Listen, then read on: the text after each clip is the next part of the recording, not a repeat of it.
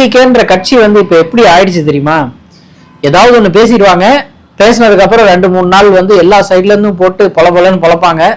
பொழந்ததுக்கு அப்புறம் நான் தெரியாம பேசிட்டேன், எனக்கு வந்து இதை பத்தி பெருசா நாலேஜ் கிடையாது, அவரோட மனம் அந்த மாதிரி புண்படணும்னு சொல்லி நான் பேசல, நான் பேசினது ஒரு வேலை தப்பா இருந்தா நான் பகிரங்கமா இங்க மன்னிப்பு கேட்டுக்கிறேன் அப்படின்னு சொல்லி எல்லாம் எல்லா இடத்துலயும் ஒரே மன்னிப்பா இருக்கு.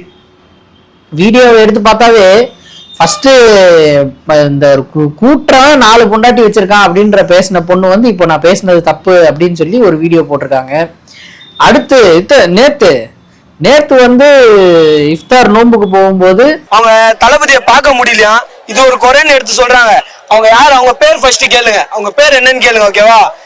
அவங்க நீங்க பேரு அவங்க ஆதார் கார்டுல பாத்தீங்கனால அவங்க போய் பார்த்தனால அவங்க டிஎம்கே சப்போர்ட்டரா தான் இருப்பாங்க. அவங்க யார் அந்த லேடிஸ், அவங்க நீங்க எடுத்து பாத்தீங்கனாலே அதே தான் வரும். நாளைக்கு பாருங்க எங்க விர்ச்சுவல் வாரியர்ஸ் அவங்கள போட்டு தீச்சு விட போறாங்க. பிரச்சனை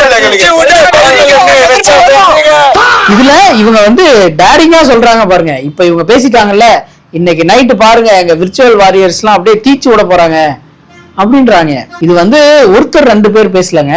இத வந்து முதல் மாநாட்டில இருந்து இப்ப வரைக்குமே பேட்டி எடுக்கிற முக்காவாசி பேர் வந்து இந்த மைண்ட் செட்ல தான் இருக்காங்க. இவங்க வந்து நார்மலான ஒரு மைண்ட் செட்டே கிடையாது. ஒரு பொண்ணு வந்து விஜய் சார் வந்து கொஞ்சம் இறங்கினாருன்னா நாங்க எல்லாருமே பார்ப்போம், பசங்க தான் முன்னாடி ஓடி போய் பாக்குறாங்க அப்படின்னு சொல்லி சொன்னதுக்கு அந்த பொண்ணு வந்து டிஎம்கேவா இருக்கும். அந்த பொண்ணோட ஆதார் கார்டை வாங்கி, ஆதார் கார்டுல எப்படிடா கட்சி பேர் இருக்கும், சரி அவங்களோட தாட்டு விட்டுரும், அவங்கதான் தனி உலகத்தில் இருக்காங்களே, ஆதார் கார்டை வாங்கி பாருங்க அதுல வந்து டிஎம்கேன்னு இருக்கும் அப்படின்னு சொல்லி எல்லாம் ரொம்ப கொச்சைப்படுத்தி பேசியிருந்தாங்க. அவங்க வந்து இன்னைக்கு ரஜினி ரசிகர் வந்து எங்கன்னா ஒரு வெறுப்பதை காட்டுறாங்க தவிர உங்களால இந்த வீடியோ மூலியமா ரஜினி சார்கிட்டையும் ரஜினி ரசிகர்கிட்டையும் நாங்க மன்னிப்பு கேட்கிறோம். காலில் வந்துட்டாங்கல்ல, ஒரு தடவையும் இதுதான் நடக்குது. பேசுறதெல்லாம் பேசிடுவாங்க, பேசினதுக்கு அப்புறம் எல்லாரும் பலார்னு அறையவும் அதுக்கு அடுத்த நாளே எங்களை மன்னிச்சிருங்க, ரஜினி சார்கிட்டையும் ரஜினி ரசிகர்கள் அவர்கள்ட்டையும் நாங்க வந்து மன்னிப்பு கேட்டுக்கிறோம். ஏன் அவங்க தலைவர்களே அப்படி இருக்கும்போது தொண்டர்கள் இப்படி இருக்கிறதுல எந்த ஒரு ஆச்சரியமும் இல்லை அப்படின்னு தான் நம்ம சொல்லணும். இது எதுக்கு இந்த பொழப்பு? நிறைய பெண்கள் கிராமத்துல அடுப்புல சமைச்சு அந்த வெப்பத்துல கஷ்டப்பட்டுக்கிட்டு இருக்காங்க. அது மட்டும் இல்லாம அதுல வரக்கூடிய புகை கேன்சர் நோய் கூட உருவாக்குறதுக்கான பாசிபிலிட்டிஸ் உண்டு. இதை போக்குறதுக்காக தான் அன்னபூர்ணி சூப்பர் 6 ஸ்கீமை நம்மளுடைய வெற்றி தலைவர் தளபதி விஜய் அவர்கள் கொண்டு வந்திருக்காங்க. வந்து நான் வந்து கிராமம் தாங்க, எங்க ஊர் வந்து சேலத்துல இருந்து 50 கிலோமீட்டர் தாண்டி இருக்கு. நாங்க வந்து மலை அடிவாரத்துல வந்து நாங்க இருக்கோம். எங்க ஊர்ல தண்ணி காய வைக்கிறதுக்கு மட்டும்தான் விறகு அடுப்பை வந்து பயன்படுத்துறாங்க. மற்ற எல்லாருமே கேஸ் தான் யூஸ் பண்றாங்க. நிறைய பேருக்கு மானியமும் கிடைக்குது கேஸுக்கு, அதுல இருந்தா யூஸ் பண்றாங்க.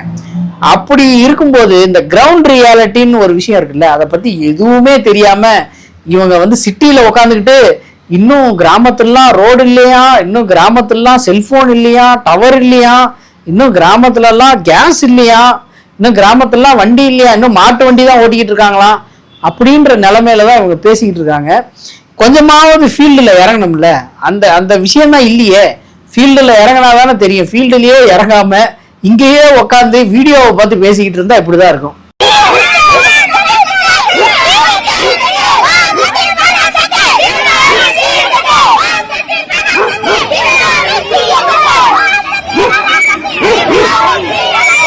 பதினெட்டு வயதிற்கு கீழ் உள்ளவர்களை அரசியலுக்காக பயன்படுத்தக்கூடாது அப்படின்னு சொல்லி ஒரு தடை விதிச்சதுக்கு அப்புறம் இந்த விஷயம் எதுவுமே நடக்காம இருந்தது. ஆனா இத்தனை வருஷம் நடக்காத இந்த விஷயம் வந்து இப்போ தலைவர் ஒருத்தர் வந்திருக்காருல, அவர் வந்து குட்டி நண்பான் நம்பிதானே வந்திருக்காரு. அவர் உள்ள இறங்கவும் இவங்களும் உள்ள இறங்கிட்டாங்க. எல்லாம் ஒரே சின்ன பசங்களா கூப்பிட்டுட்டு எல்லா இடத்துக்கும் ஓட்டு கேட்கறதுக்கு போறாங்க. பாவம் அந்த பசங்க, அவங்களுக்கு என்ன தெரியும்? சும்மா எதையாவது ஒரு ஸ்லோகனை சொல்லி விட்டு அதையே திரும்ப சொல்லுங்கடா, உங்களுக்கு ஐஸ் வாங்கி தரேன், சாக்லேட் வாங்கி தரேன் அப்படின்னு சொல்லி கூட்டிட்டு போய் பாக்குறதுக்கே இதா இருக்கு. இல்ல ப்ரோ, இப்ப எனக்கு என்னன்னா, இப்போ தளபதி என்னைக்கு வந்து ஸ்டார்ட் பண்றாரு கேம்பெயின்? தளபதி வந்து அது டேட் இப்ப சொல்ல முடியாது, ஆனா அது வந்து 1 வீக்ல ஆரம்பிப்பாருன்னு நீங்க வச்சுக்கோங்க, ஓகேவா? 1 வீக் or 10 days. நீ ஏன்டா 1 வீக் or 10 daysங்கற அப்புறம் அதை புடிச்சிட்டு கேட்க போறாங்களா? டிவிகேவோட ஒரு ட்விட்டர் ஸ்பேஸ்ல இவங்க வந்து பேசிக்கிட்ட விஷயம். தளபதி எப்ப கேம்பெயின் ஆரம்பிப்பார் அப்படின்னா 1 வீக் ஆர் 10 days அப்படின்னும் போது ஒருத்தன் டபால்னு குச்சி வந்து ஐயோ டேய் டேட் எல்லாம் சொல்லாத, அப்புறம் ஒரு வாரத்துக்கு அப்புறம் வந்து நிப்பானுங்க என்ன ஆரம்பிக்கல அப்படின்னு சொல்லி ஒருத்தன் வந்து காப்பாத்துறதுக்கு வரான். இது வந்து அவங்க கட்சியினருக்கே தெரிஞ்சிருச்சு, இதெல்லாம் இப்போதைக்கு நடக்காதுங்க, அவர்லாம் வெளியே வர மாட்டாருங்க, இருந்தாலும் நாங்க அவருக்கு தாங்க ஓட்டு போடுவோம். இது எப்படி தெரியுமா இருக்கு, எந்த வேலையும் நான் செய்ய மாட்டேன், ஆனா எனக்கு வந்து எல்லாமே கிடைக்கணும் அப்படின்றாங்கல்ல. அப்படி இருக்கவங்கள மக்கள் வந்து எப்படி ஏத்துக்குவாங்க? நான் வந்து வெளியே வந்தால் எனக்கு பயங்கரமான கூட்டம் சேரும், அதனால நான் வரமாட்டேன் அப்படின்னு சொல்லிட்டு வீட்லயே உட்காந்துக்கிட்டு இருந்தா எப்படி மக்கள் ஓட்டு போடுவாங்க? கூட இருக்கிறவன் கேள்வி கேட்பான்ல, இது இந்த டிவிக்கே டிஎம்கே விடுங்க, இந்த நீங்க வந்து என்கிட்ட ஒருத்தன் வந்து இந்த மாதிரி நீங்க டிவிக்கே ஓட்டு போடுங்க அப்படின்னு சொல்றதுக்கு வருவான்ல, அவன்கிட்ட நான் கேள்வி கேட்பேன்ல, ஏன்டா அவர் வெளியவே வரமாட்டேங்கிறாரு, நான் எதுடா அவருக்கு ஓட்டு போடணும் அப்படின்னு. அப்ப அந்த மூஞ்சை எங்க தூக்கிட்டு போய் வச்சுக்குவீங்கன்னு எனக்கு தெரியல. அதுக்கும் முட்டு கொடுக்கறதுக்கு ஏதாவது ஒரு ரீசன் இருக்கும். அவர் வந்தாவே பெரிய கூட்டம் சேர்ந்துடும் ப்ரோ, ரொம்ப கஷ்டமாயிடும், கரூர் சம்பவம் ஞாபகம் இருக்குல்ல உங்களுக்கு அப்படின்னு சொல்லி வருவானுங்க. சரி வேணாம், அதை பத்தி பேசி எதுக்கு தேவையில்லாம. வரமாட்டாருங்க, அவ்வளவுதான், வரமாட்டாரு. எப்பயாவது 2-3 கூட்டம் வேணா நடத்துவாங்க, வரமாட்டாரு, அவ்வளவுதான், முடிவு பண்ணிக்குவாங்க அப்படின்னு சொல்லி அவங்க என்ன கடந்து போறது, நம்மளே இதை கடந்து போயிடுவோம் அவ்வளவுதான் அப்படின்னு சொல்லி முடிச்சு விட்டு போயிடுவோம். என்ன சொல்றது, சூப்பர் ஸ்டார். அதாவது நம்மளாலதான் முடியல, நம்ம துறையில இருந்து ஒருத்தர் வந்து மக்களுக்கு நல்லது செய்யணும்னு நினைக்கிறாருன்னு சொல்லிட்டு சப்போர்ட் பண்ணலன்னா கூட பரவாயில்ல, இவ்வளவு வேலை பாக்குறீங்க, எவ்வளவு ஒரு கேவலமான காழ்ப்புணர்ச்சி பிடிச்சாரு நீங்க. அப்புறம் என்னது, வாழ்க தமிழ்நாடு வளர்க தமிழ் மக்களா, அதை சொல்றதுக்கு உங்களுக்கு தகுதியே கிடையாது. ஒரு சிலதுங்களுக்கு கலண்டுருச்சு, ஒரு சிலதுங்களால பேச முடியல, ஒரு சிலதுங்க திரும்பி போயிடுச்சு. இன்னும் இந்த டைப் ஆஃப் பீப்புளை வச்சுக்கிட்டு இவங்க எப்படி கட்சி நடத்துறாங்க அப்படின்னு தெரியல. பெரம்பூர்ல வந்து பயங்கரமான பூஜை எல்லாம் போட்டு பண்ணிருக்காங்க. அருண்ராஜ் அவர்கள் நிக்கிற தொகுதியில 40 லட்சத்தை தாண்டி போய்கிட்டு இருக்குன்னு நினைக்கிறேன் செலவு. பூஸ்ட் அடி வச்சிருக்கானுங்க, போட்டோவை ஒட்டி நாங்க வந்து மாற்று அரசியலை கொடுப்போம், அதனால் நாங்க வந்து எல்லாருக்கும் பூஸ்ட் கொடுக்குறோம், மற்றவங்க எல்லாம் உங்களுக்கு என்ன கொடுத்துருக்காங்க, நாங்க பூஸ்ட் கொடுத்துருக்கோம் பாருங்க அப்படின்னு சொல்லி பேசுறதுக்காக பூஸ்ட் டப்பாவா அடிக்க வச்சிருக்காங்க. இந்த ஒரு 3-4 நாளா ஒரு விஷயம் வந்து ரொம்ப பரபரப்பா ஓடிட்டு இருந்துச்சு. எதை வந்து இந்த கட்சி மறக்கணும், எதை வந்து இந்த கட்சி கடந்து போகணும் அப்படின்னு நினைச்சுக்கிட்டு இருந்தாங்களோ, அந்த கட்சிக்கு ஒரு பெரிய களங்கம் ஏற்படுத்திய கரூர் சம்பவம் வந்து திரும்ப எல்லாருமே அதை பத்தி எடுத்து பேச ஆரம்பிச்சிட்டாங்க. இதை பேசுறதுக்கு முக்கிய காரணங்களா பாக்குற 2-3 விஷயங்கள் என்னன்னா, சவுக்கு சங்கர் அவர் வந்து ஒரு ட்வீட் பண்ணியிருந்தாரு.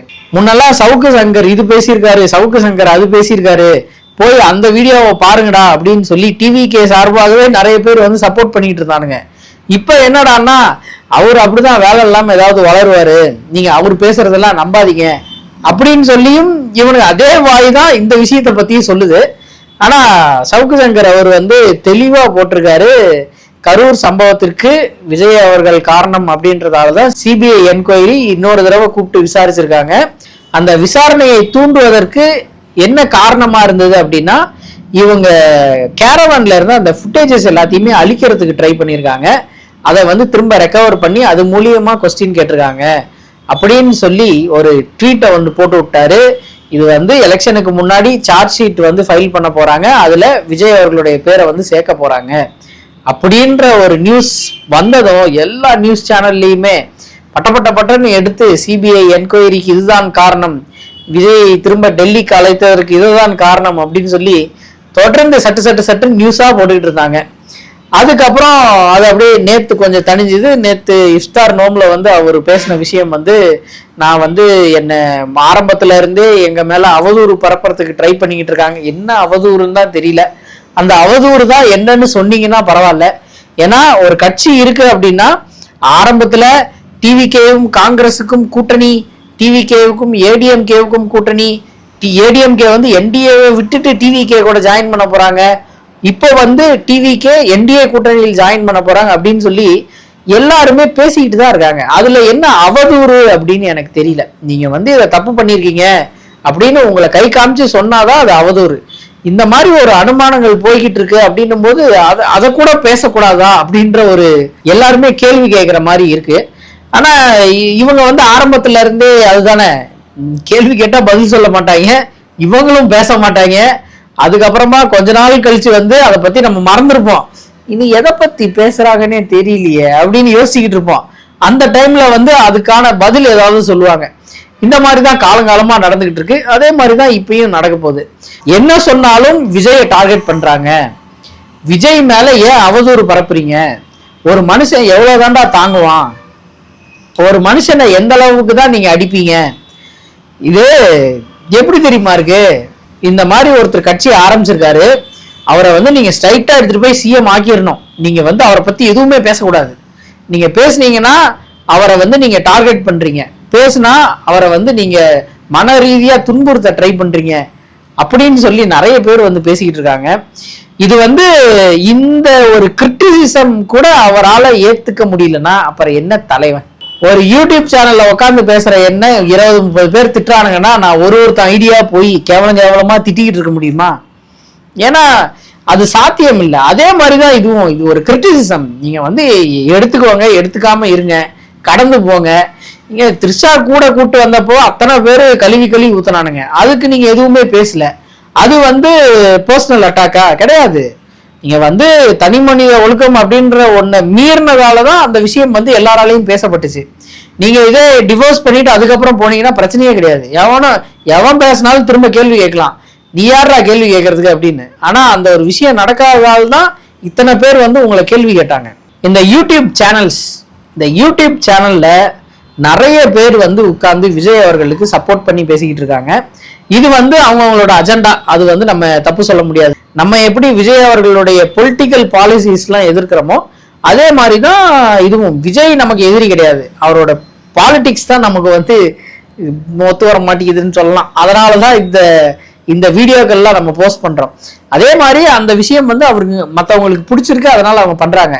ஆனா அந்த பண்றதுக்கு ஒரு லிமிட் இருக்குல்ல.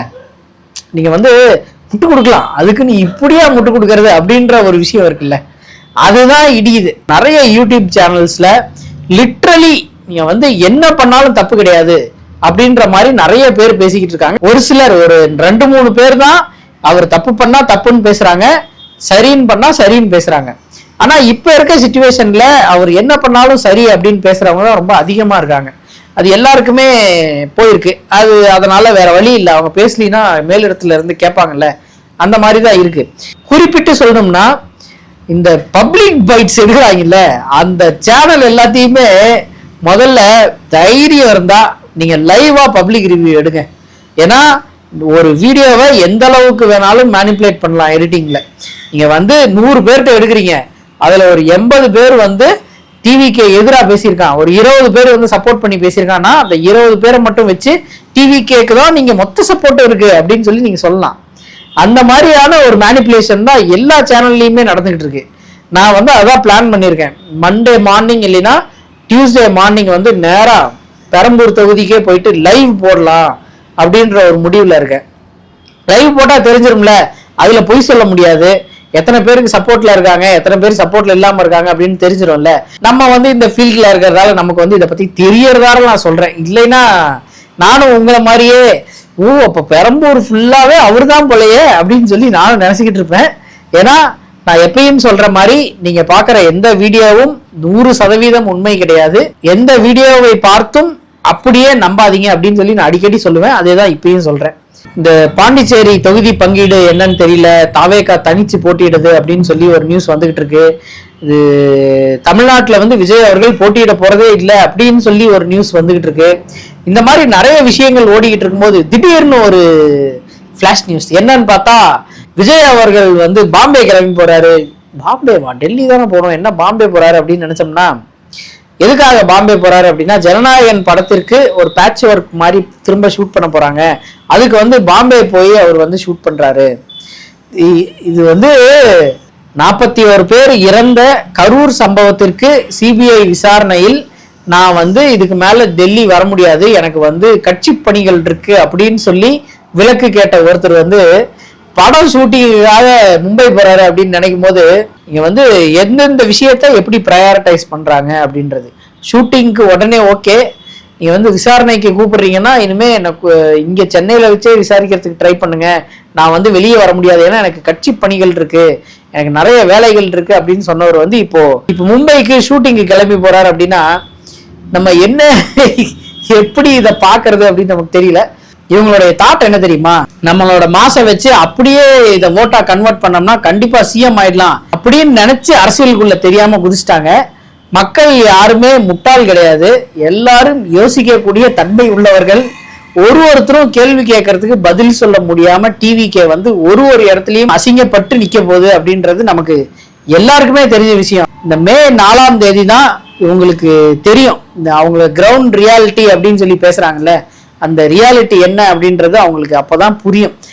அப்ப இருக்கு, அன்னைக்கு இருக்குடா அவங்களுக்கு அப்படின்ற மாதிரி தான் இருக்கு. பாப்போம் மே 4ஆம் தேதி என்ன நடக்குது அப்படின்றத நாமளும் வெயிட் பண்ணி பார்ப்போம்.